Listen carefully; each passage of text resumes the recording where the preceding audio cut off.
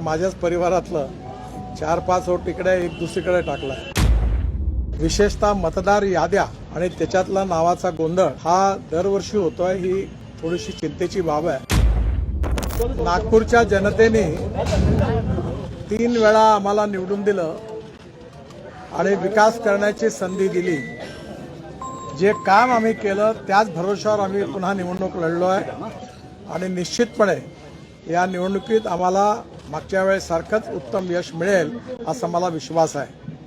मतदारांनी आपल्या मतदानाचा अधिकार बजवावा, कारण हा त्यांचा मूलभूत अधिकार आहे, फंडामेंटल राईट आहे आणि निश्चितपणे हा अधिकार बजावणं हे लोकशाहीमध्ये सगळ्यांचं कर्तव्य आहे। मी पुन्हा एकदा सगळ्यांना आवाहन करतो की त्यांनी जास्तीत जास्त संख्येने मतदान करावं। गेल्या निवडणुकीत बघितलं आपण तर मतदानाचा टक्का फारसा चांगला नसतो, गडचिरोलीपेक्षा वर्स्ट सिच्युएशन नागपूरची असते, काय सांगणार? नागपूरमध्ये एक गोष्ट खरी आहे की प्रत्येक निवडणुकीमध्ये विशेषतः मतदार याद्या आणि त्याच्यातला नावाचा गोंधळ हा दरवर्षी होतोय, ही थोडीशी चिंतेची बाब आहे। कारण अनेक लोकांचे एका परिवारातल्या, आता माझ्याच परिवारातलं 4-5 वोट इकडे एक दुसरीकडे टाकलाय, असं प्रत्येकाच्या घराघरात आहे। दुसरी गोष्ट, या मतदार याद्या या अजून चांगल्या प्रकारे व्यवस्थित करणं, जेणेकरून कोणीही मतदारापासून वंचित न राहणं याची काळजी जास्तीत जास्त घेतली पाहिजे आणि निश्चितपणे पुढल्यापासून ते निवडणूक आयोग घेईल असा मला विश्वास है। नितिन जी, क्या कहेंगे? हिंदी में बताएं कि आज मतदान करने के लिए पहुंचे, मतदान का प्रतिशत कम देखा जा रहा है, कई सभाएं की आपने, उसके बावजूद ये स्थिति प्रथम दृष्टि में दिख रही है। नहीं, देखिए, एक तो बात सही है कि चुनाव में मतदान करना हमारा फंडामेंटल राइट है, मूलभूत अधिकार है। हम किसको मतदान करते किसको नहीं करते ये अपना अधिकार है, पर ये अधिकार जो लोकतंत्र में मिला है उसके कर्तव्य का पालन करना ये हर नागरिक का कर्तव्य है। और इसलिए मैं सभी लोगों से अपील करूंगा कि आपका जो मूलभूत अधिकार है उसका पूरा उपयोग करना लोकतंत्र में आपकी जिम्मेदारी है। आप जरूर आइए, मतदान करिए, आपको जिसको देना है उसको दीजिए, पर मतदान करिए। ये निश्चित रूप से लोकतंत्र में हम सब के लिए अधिकार के रूप में है। नितिन जी, देर रात बीजेपी के उम्मीदवारों पे देर रात जानलेवा हमला हुआ, सिंघने जी के ऊपर हमला हुआ, क्या लग रहा है कितनी रंजिश एक दूसरे पे जानलेवा हमले की नौबत आ गई है?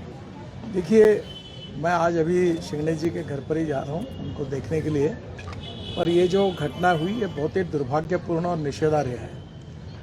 मतभिन्नता विचारों के साथ हो सकती है और हमारे यहाँ महाराष्ट्र में, नागपुर में हमने इस परंपरा का पालन किया है कि 15 दिन चुनाव होता है तब हम अपनी बात रखते हैं और चुनाव के बाद हमारे संबंध फिर से अच्छे होते हैं। तो मुझे लगता है ये बहुत दुर्भाग्यपूर्ण है, ऐसी घटनाओं को टालना चाहिए। पुलिस निश्चित रूप से जिन्होंने गुनाह किया उनके ऊपर कड़ी कार्रवाई की जो जानकारी मिली है उनके एक प्रकार से उनकी जान लेने की कोशिश थी, ये अच्छी बात नहीं है। आज ही सुबह मैंने इंक्वायरी की, दयाशंकर तिवारी जी और प्रवीण दटके जी रात को वहाँ गए, उनको हॉस्पिटल में भी एडमिट किया, एक ट्रीटमेंट हुई, उनका MRI CT स्कैन निकाला गया, उनका थोड़ा सा जो कुछ किंग्सवे में, और बाद में अब उनको घर पे ले गया है। और मुझे लगता है ये चिंता की बात है, ऐसी घटनाएं नहीं होनी चाहिए।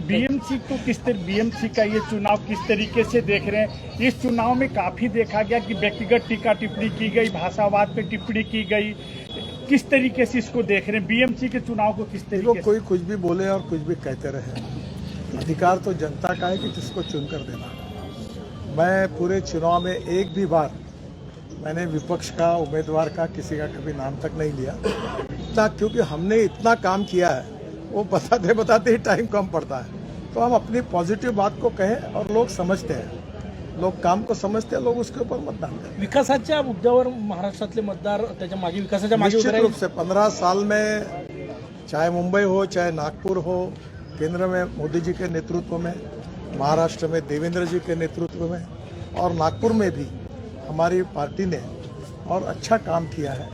और जनता ने इन सब कामों का खुद देखा है और इसका लेखा जोखा चुनाव में हमने लोगों के सामने रखा है और हमने कहा है कि ये काम किया, ये तो ट्रेलर है, आप हमको चुन कर दो, फिर असली फिल्म शुरू हो जाएगी। वो आपका आकलन क्या 29 में से कितनी सीट लग रहा है मेयर बैठेंगे कितनी जगहों पर? डीएम रिकॉर्ड ब्रेक मार्जिन से हम लोग जीतेंगे, ये मेरा विश्वास है। Thank you sir, thank you sir, thank you.